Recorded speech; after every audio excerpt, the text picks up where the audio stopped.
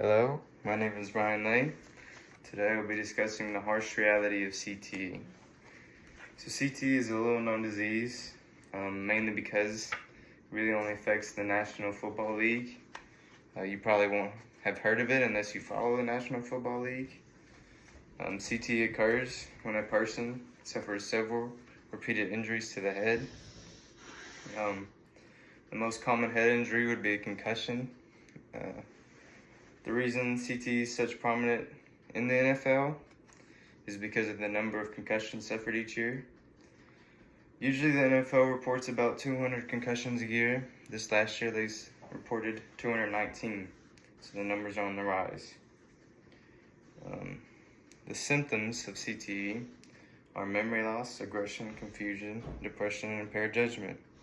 This may sound very similar to Alzheimer's disease. That's because CTE is the early stages of Alzheimer's disease. You develop the disease, CTE, and later in life it develops into Alzheimer's. So it's very important to get that information out there. The University of Indiana School of Medicine put out a statement. At this time, no treatment for CTE is available. They put that out in 2024. This basically means there's no cure for CTE. So once a person has gone to that point, I would say 3 or 4 concussions, they've developed the early stages of CTE. There's no going back. They have medicines that kind of suppress the symptoms a little bit, but they'll never fully go away and they'll only get worse with time. It's really like Alzheimer's or dementia. They're working on a cure, but there isn't one right now. I'll be discussing what causes CTE, as well as the long-term effects of CTE, and how we could potentially prevent CTE. I know that sounds like a lot. Firstly, I'd like to discuss how it can be prevented. So, the most recent kind of uproar about CTE has been over Miami Dolphins quarterback Tua Tagovailoa. He suffered his 4th concussion in the National Football League. His concussions are particularly physically violent. You can kind of see his hands kind of lock up, or he'll be disoriented, falling over on the field and need help up. The Atlantic put out a statement in 2024, a sadly familiar scene. Tua Tagovailoa, the star QB for the Miami Dolphins, lying on the field, apparently disoriented after suffering another concussion. The injury sustained in a game last week against the Buffalo Bills was Tagovailoa's 4th concussion, leading to concerns about the young star's career. So Tua is only in his 5th season. He's suffered 3 concussions in the NFL so far. The first one was in college, I believe. Really, his case is important because everyone saw how violent it was on the field. This led to many take to social media, many stars around the NFL area.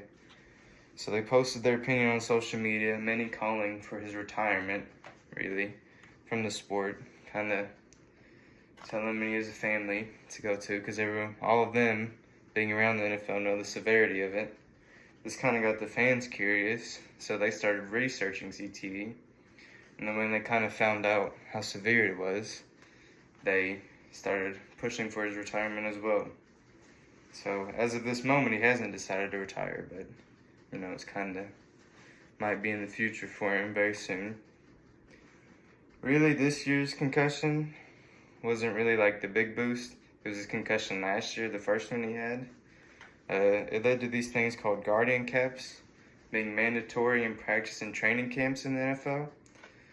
Guardian caps are basically a big foam cloth hat that goes over top of the helmet.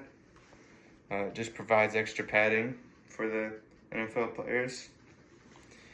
There's also been many helmet companies redesigning their helmets to try to make them a little safer. You see the big, I'm not exactly sure what it's called. It's got a big bubble on the front. It's big and ugly. They're just trying to make players safer.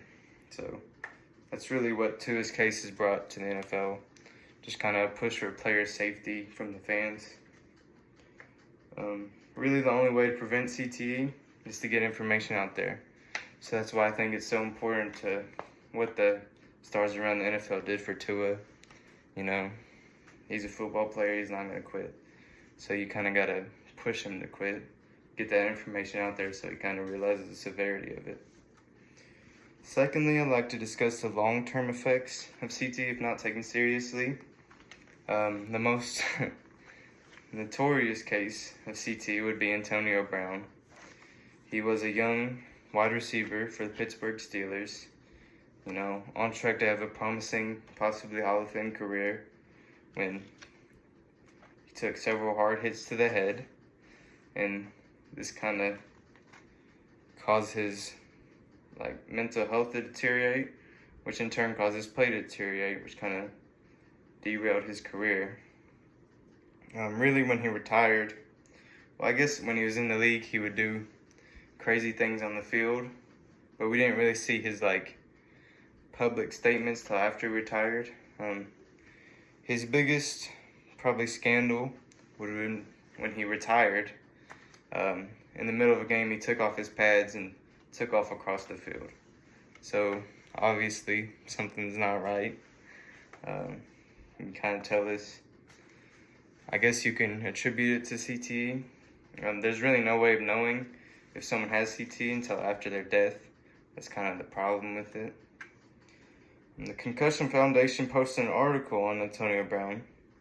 Later stage CTE, stage 3 and 4, is associated with dementia, but early stage CTE, stage 1 and 2, is more associated with what is called neurobehavioral dysregulation, which consists of impulsive aggressive actions.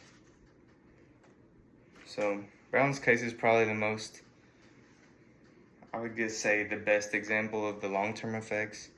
Obviously, we can't be for sure he has CTE until after he dies, I guess. So, you know, you can kind of just look at the symptoms and look how he's progressively getting worse to kind of tell he has CTE. Lastly, I'd like to explain what causes CTE. So the Mayo Clinic describes CTE as a brain disorder likely caused by repeated injuries to the head. So like I mentioned before, it's so common in football because of the number of concussions sustained. Usually the guys who have that first concussion go on to have them several more times in their career. I mean, I guess it's just football. It's just part of the game. It's going to happen. You can't really blame the NFL for that. Like I also mentioned before, it's the beginning stages of Alzheimer's. So it's just really important to kind of, I guess, push it out there and get the information out there, because everyone knows how bad it is. Alzheimer's is. Sorry. Really, another thing about CTE is I mentioned a lot of NFL players in this speech. It really can happen to anybody. I mean, if you know anybody who's had multiple concussions or multiple brain injuries, I mean, they could be developing CTE, really. I mean, there's no way of really knowing until after their death, but you might see those symptoms I listed before, and you kind of know. Really, the main symptom we see with CTE is violent actions. So, this is going to be a little bit of a downer, but a lot of NFL players, when they retire, they're out for a few years, their mental health deteriorates, and they'll do something violent, whether it be to their family or something, or someone else. There's this tight end on the the New England Patriots, named Aaron Hernandez, and he basically went to prison for multiple murders, and they later on found out that he suffered from CTE. So to wrap it up, I personally want to talk about CTE because of my football connections. I've obviously seen guys get concussions and stuff. Never really seen repeat concussions on any of my guys that I've played with, so I haven't really seen what comes with that. Really, what I was trying to do with this speech was get information out there about CTE, kind of just let you know a little bit more about it, I guess. Well, I guess That's it.